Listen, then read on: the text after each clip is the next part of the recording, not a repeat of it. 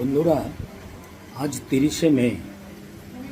আজ একজন বিখ্যাত ক্রিকেট প্রশাসকের জন্মদিন। তিনি হচ্ছেন জগমোহন ডালমিয়া। সামান্য একজন ব্যবসায়ী থেকে তিনি তার পৈতৃক ব্যবসা এমএল ডালমিয়া গ্রুপে কাজ করতেন। বাবার ব্যবসাটাকেই ধরেছিলেন। করতে করতে আপনারা হয়তো অনেকেই জানেন না যে জগমোহন ডালমিয়া প্রথম জীবনে উইকেট কিপার হয়ে ক্রিকেটে খেলা করতেন।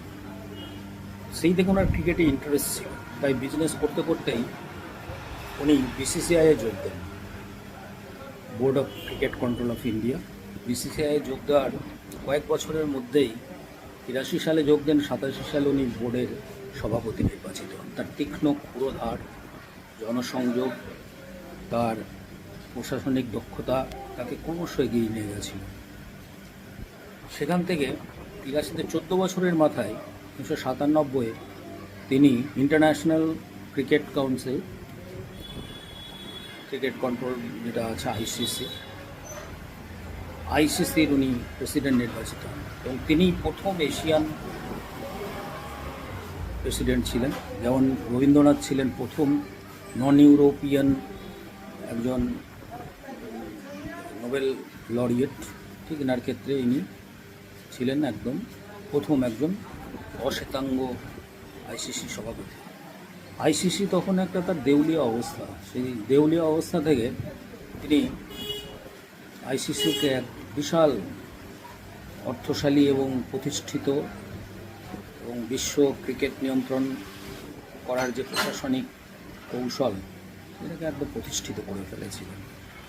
তার সুনাম অসাধারণ। কলকাতায় তিনি মৃত্যুবরণ করেন। এই মহান একজন নাগরিককে, তিনি যে বাংলার জল বাতাসে লালিত পালিত, তার জন্য আমরা গর্বিত। I salute mister Jagmohan Dalmiya এবং তার আত্মার শান্তি কামনা করছি।